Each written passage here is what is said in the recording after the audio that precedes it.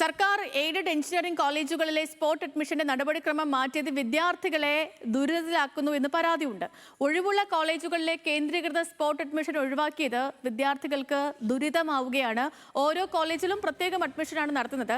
ആദ്യ spot admission CET കോളേജിൽ ഇന്ന് നടക്കും. വ്യാഴാഴ്ച സ്പോട്ട് അഡ്മിഷൻ 7 കോളേജുകളിലാണ് നിശ്ചയിച്ചിട്ടുള്ളത്. സനിറ്റ വിവരങ്ങൾ മറ്റുണ്ട്. സനിറ്റ, എങ്ങനെയാണ് സനിറ്റ ക്രമീകരണങ്ങൾ? വലിയ ആശങ്ക തന്നെയാണ് വിദ്യാർത്ഥികൾക്കുള്ളത്. ഈ പറഞ്ഞതുപോലെ സർക്കാർ എഞ്ചിനീയറിംഗ് കോളേജുകളിലെ BTech സ്പോട്ട് അഡ്മിഷനിലാണ് ഇപ്പോൾ മാറ്റം വരുത്തിയിട്ടുള്ളത്. കഴിഞ്ഞ ഒഴിവുള്ള സീറ്റുകളിലേക്ക് ഇപ്പോൾ കേന്ദ്രീകൃത സ്പോട്ട് അഡ്മിഷൻ ആണ് ഇപ്പോൾ സർക്കാർ ഒഴിവാക്കിയിരിക്കുന്നത്. പകരം ഓരോ കോളേജുകളിലും ഇനി മുതൽ പ്രത്യേക സ്പോട്ട് അഡ്മിഷനുകൾ നടക്കും.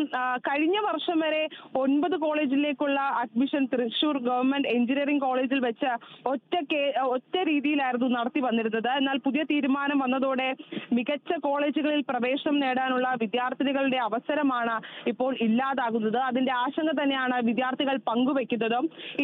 അതായത് ഇന്ന് തിരുവനന്തപുരത്ത് CET കോളേജിലായിരിക്കും ഇത്തരത്തിൽ ഇത് നടക്കുക. പ്രത്യേകിച്ച് 14-ാം തീയതി ഇടുക്കിയിൽ സ്പോട്ട് അഡ്മിഷൻ നടക്കുന്നതായിരുന്നു. അത്തരത്തിലായിരുന്നു ഒരു തീരുമാനം.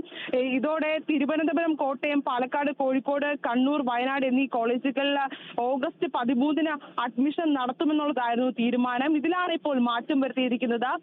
വിദ്യാർത്ഥികൾ നേരത്തെ സൂചിപ്പിച്ചതുപോലെ തന്നെ ഈ വിദ്യാർത്ഥികൾക്ക് നിരവധി ആശങ്ക ഇതിൽ ചൂണ്ടിക്കാട്ടിയുണ്ട്. ഇതിൽ പ്രധാനമായി അവർ പങ്കുവയ്ക്കുന്നത് അവർക്ക് ഇപ്പോൾ മികച്ച കോളേജിലേക്ക് ഇത്തരത്തിൽ ഒരു പ്രവേശനം നേടാനുള്ള അവസരമാണ് ഇതിലൂടെ നഷ്ടപ്പെടുന്നത്. അതിന്റെ ആശങ്ക തന്നെയാണ് അവർ പങ്കുവയ്ക്കുന്നതും അങ്ങനെ തന്നെയാണ് മനസ്സിലാക്കാൻ കഴിയുന്നതും.